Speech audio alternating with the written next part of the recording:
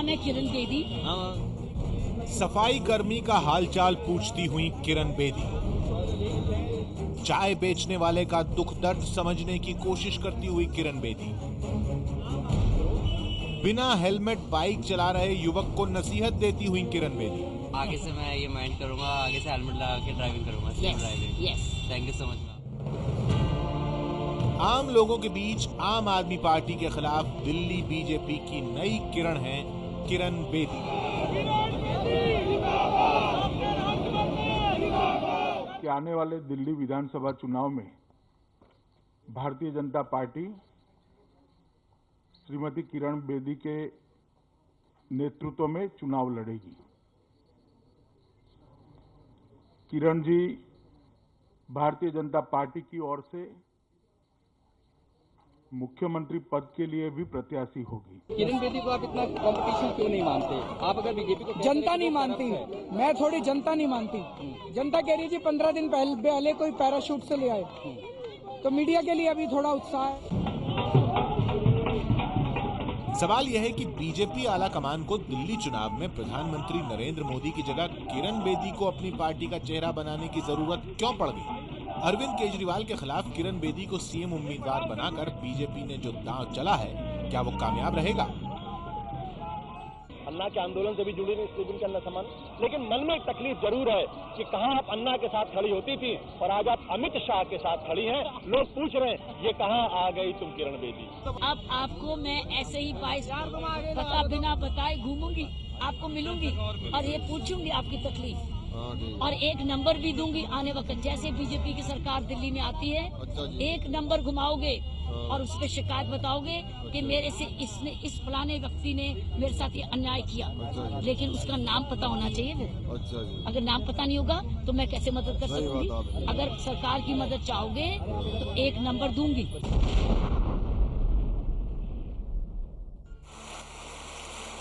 ये वो तारीख थी जिस दिन 65 साल की किरण बेदी को बीजेपी ने अचानक बड़े धूमधाम के साथ पार्टी में शामिल किया। गले में बीजेपी की माला पहनते ही किरण बेदी ने जिस अंदाज में मीडिया से बात करना शुरू किया, उसे देखकर ये समझने में देर नहीं लगी कि देश की ये पहली महिला आईपीएस अफसर दिल्ली चुनाव में बीजेपी के लिए किस नई भूमिका की तलाश में आई है। किरण बेदी को बीजेपी में शामिल हुए बस कुछ ही दिन गुजरे थे। तारीख 19 जनवरी, जगह बीजेपी मुख्यालय। दिल्ली चुनाव पर टिकटों के बंटवारे और चुनावी रणनीति को लेकर 19 जनवरी को पार्टी मुख्यालय में बीजेपी के तमाम दिग्गज शाम को बैठक के लिए जमा हुए। बाहर मीडिया का भारी जमावड़ा लगा हुआ था। बैठक में खुद प्रधानमंत्री नरेंद्र मोदी भी मौजूद थे। बैठक को 3 घंटे से ज्यादा हो गए थे। आखिर देर रात बीजेपी अध्यक्ष अमित शाह प्रेस कॉन्फ्रेंस के लिए बाहर आए। किरण जी 60 कृष्णानगर सीट से चुनाव लड़ेगी, ये भी पार्टी ने आज फैसला किया है। जहां तक बीजेपी का सवाल है, वो सत्ता से काफी समय तक बाहर रही है और कोई इसमें ऐसा नेता बड़ा उभर कर नहीं आया है। हर्षवर्धन है पर वो केंद्रीय मंत्रिमंडल में शामिल हैं, तो उस हालत में उनको लगा कि भाई किरण बेदी को ले ली जाए। उधर किरण बेदी काफी दिनों से प्रयास भी कर रही थी बीजेपी में आने के लिए और बीजेपी के नेताओं ने उनसे बात की और अरुण जेटली ने उनसे बातचीत की। फिर उनकी मुलाकात पार्टी अध्यक्ष और प्रधानमंत्री से हुई और ये पाया गया कि भाई उनको उसमें शामिल किया जाए। लोकसभा चुनाव में जीत के बाद महाराष्ट्र, हरियाणा, झारखंड और जम्मू कश्मीर में हुए विधानसभा चुनाव में प्रधानमंत्री नरेंद्र मोदी ही बीजेपी का चेहरा थे। उन्हीं के बूते तीनों राज्यों में पार्टी ने सरकार भी बना ली थी।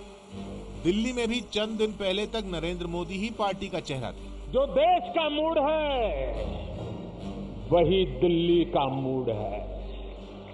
पार्टी नेतृत्व और हर खासो आम कार्यकर्ता भी यही कह रहा था कि बीजेपी मोदी के नेतृत्व में ही चुनाव लड़ेगी। फिर क्या हुआ कि बीजेपी को रणनीति बदलनी पड़ी। ये आप जगह को देखते हैं, रणनीति तैयार करते हैं, तौलते हैं कि आपकी स्थिति क्या है। तौला और पाया कि भाई एक नया चेहरा आना चाहिए, क्योंकि अरविंद केजरीवाल ने जो काम किया है, जिस तरह से वो उसके बारे में गुणगान करते हैं, जो अपना काम बताते हैं और जिस तरह की लोगों में समझ है, उसके बाद उनको लगा कि अगर वो एक सीएम पद का उम्मीदवार किसी को घोषित करते हैं तो पार्टी को ज्यादा फायदा होगा। उस रणनीति के तहत ये काम किया गया। जो 49 दिन की सरकार को याद करते हैं, जब निश्चित रूप से अरविंद केजरीवाल की सरकार ने कुछ भ्रष्टाचार कम किया था, वैसे नेता की छवि है।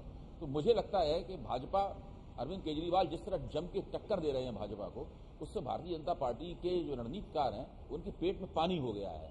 इसीलिए उन्हें बाहर से एक ऐसे नेता को लाना पड़ा जिसको पार्टी में लाने के सवाल पर पार्टी का कोई भी प्रादेशिक स्तर का नेता तैयार नहीं था। कहा जा रहा है कि दिल्ली में 10 जनवरी को रामलीला मैदान में प्रधानमंत्री की हुई रैली ने बीजेपी को अपनी रणनीति पर फिर से विचार करने को मजबूर कर दिया। रामलीला मैदान की रैली में प्रधानमंत्री नरेंद्र मोदी ने दिल्ली में विधानसभा चुनावों का शंखनाद किया था। भाइयों बहनों, मैंने शुरुआत कर दी है। भ्रष्टाचार से मुक्ति का अभियान मैं जहां बैठता हूं वहीं से शुरू किया है। बीजेपी की स्थानीय इकाई उस रैली के जरिए प्रधानमंत्री मोदी के सामने अपनी शक्ति का प्रदर्शन भी करना चाहती थी, लेकिन ऐसा हो न सका। उस रैली में जो अपेक्षाकृत कम भीड़ आई और उसमें जो उत्साह था वो भी कम दिखाई दिया। और एक तरीके से आप देखें तो उस रैली के पहले भी जो सांसदों ने, बीजेपी के सांसदों ने दिल्ली में जो बैठकें की, रैलियां की, जो नुक्कड़ सभाएं की, उनमें भी उपस्थिति कम दर्ज हुई। तो उनको लगा कि किसी तरीके से पूरे सिस्टम को चालू करना है, उसमें जोश भरना है, तब ये कदम उठाया गया। आम आदमी पार्टी का कहना है कि बीजेपी ने अपने पक्ष में लहर बनाने के लिए पहले सभी सांसदों को उतारा, वो प्रयोग फ्लॉप रहा। उसके बाद प्रधानमंत्री नरेंद्र मोदी की रैली की, वो प्रयोग भी नहीं चल सका। 200 एमपी की सेना भेजी पहले बीजेपी ने दिल्ली में, वो फेल होके वापस चली गई। उसके बाद उन्होंने अपने मंत्री भेजे, वो फेल होके वापस चले गए। फिर प्रधानमंत्री जी की रैली फ्लॉप हो गई।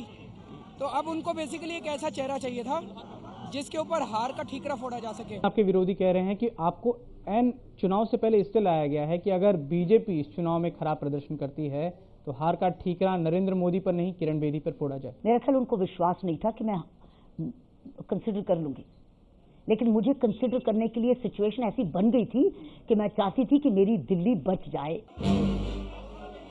बीजेपी के कुनबे में भी कमरार नहीं है। पार्टी पिछले विधानसभा चुनाव से ही कई गुटों में बटी हुई है। कई बार ये गुटबाजी सतह पर भी आई है। कहा जा रहा है कि दिल्ली बीजेपी अध्यक्ष सतीश उपाध्याय को भी आलाकमान ने कभी यह भरोसा नहीं दिया कि बीजेपी जीती तो वो मुख्यमंत्री पद के उम्मीदवार होंगे। उन्हें दिल्ली के पूर्वांचली समुदाय का नेता ही अधिक माना जाता है। कई पुराने नेताओं में उपाध्याय को लेकर कसमसाहट थी, खासकर पंजाबी और बनिया लॉबी में।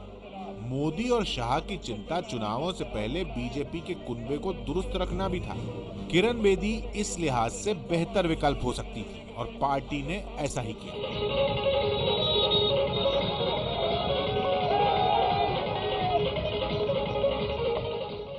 वो जो है वो हर वर्ग के वोटर के साथ कनेक्ट करती हैं। वो चाहे जो आजकल कहा जाता है जो क्रूशियल बैंड है, 19 से 21 साल का जो वोटर है, उसके साथ जो एक कनेक्ट करने की है वो बात होती है, तो किरण बेदी उनके साथ कनेक्ट करते हैं। मध्यम वर्ग के जो वोटर हैं उनके साथ वो कनेक्ट करती हैं। तो मेरे ख्याल से उनको केवल एक महिला के रूप से देखना गलत होगा। ये पहली बार दिल्ली के इतिहास में वर्ग के आधार पर विभाजन हुआ है। एक तरफ गरीब लोग हैं और निम्न मध्यम वर्ग और मध्यम वर्ग के लोग हैं, और दूसरी तरफ मध्यम वर्ग और उससे ऊपर के लोग हैं। वो लोग मोदी की छवि से खुश हैं, मोदी की छवि को पसंद करते हैं, और इस तरफ जो गरीब लोग हैं वो सब केजरीवाल के साथ हैं। तो पूरी दिल्ली वर्गीय आधार पर विभाजित हो चुकी है। राजनीति के मैदान पर किरण बेदी के उभार को आम आदमी पार्टी के खिलाफ आम आदमी पार्टी के उभार के रूप में भी देखा जा रहा है। दरअसल किरण बेदी भी उस आंदोलन का बड़ा चेहरा रही जिस आंदोलन की उपज आम आदमी पार्टी है। हालांकि केजरीवाल की छवि और भ्रष्टाचार विरोधी आंदोलन की विरासत के कारण आम आदमी पार्टी दिल्ली में बीजेपी पर हावी रही। माना जा रहा है कि किरण बेदी को नेतृत्व सौंपकर बीजेपी ने आम आदमी की उस विरासत को ही अपने पक्ष में भुनाने की कोशिश की। बीजेपी ने केजरीवाल के ईमानदार चेहरे के सामने बेदी के रूप में एक बेदाग चेहरा रखा। यह कहा जा सकता है कि अरविंद केजरीवाल की जो मानसिकता है, जो सोच है, वो शायद किरण बेदी सबसे ज़्यादा समझती हो, क्योंकि दोनों एक साथ काम कर चुके हैं, दोनों साथ ही रह चुके हैं आंदोलन में। और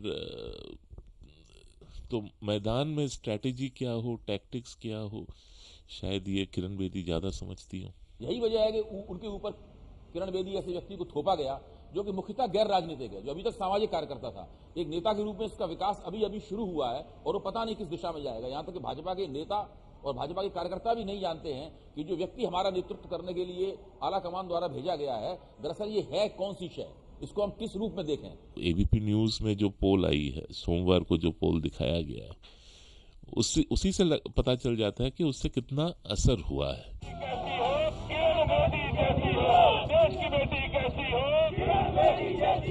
बीजेपी में किरण बेदी की एंट्री के बाद एबीपी न्यूज नीलसन ने त्वरित सर्वे किया, जिसमें सीएम की रेस में केजरीवाल अव्वल आए। लेकिन इसी महीने के एबीपी न्यूज के सर्वे के मुकाबले उनका ग्राफ नीचे खिसका है। एबीपी न्यूज नीलसन के ताजा सर्वे के मुताबिक सीएम की रेस में अरविंद केजरीवाल सबसे ज्यादा 47% वोटरों की पसंद हैं, जबकि 43.9% जनता किरण बेदी को सीएम के तौर पर देखना चाहती है। सीएम की रेस में तीसरे और सबसे निचले पायदान पर हैं कांग्रेस के नेता अजय माकन, जो 6.7% जनता की पसंद है। हालांकि जनवरी के ही एबीपी के सर्वे में 54% मतदाताओं की पहली पसंद अरविंद केजरीवाल थे, जबकि 29% मतदाताओं की पसंद थे डॉक्टर हर्षवर्धन।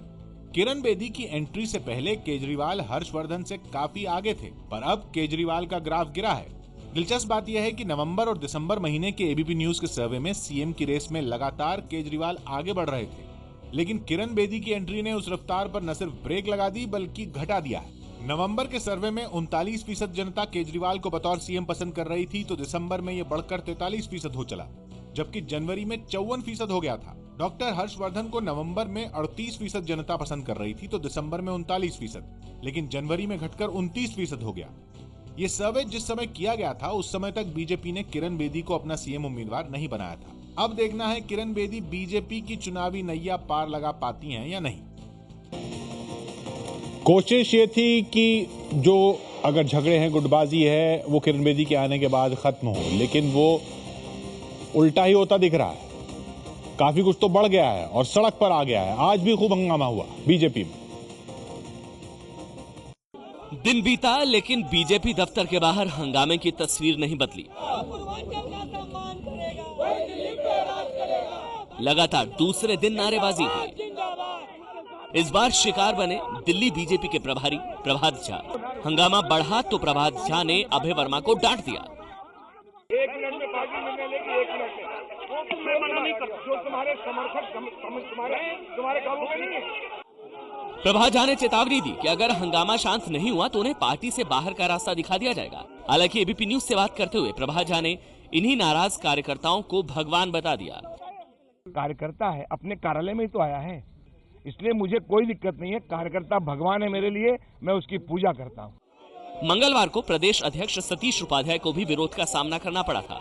पूर्वांचल के कार्यकर्ताओं ने टिकट बंटवारे में उपेक्षा का आरोप लगाते हुए उन्हें घेर लिया था।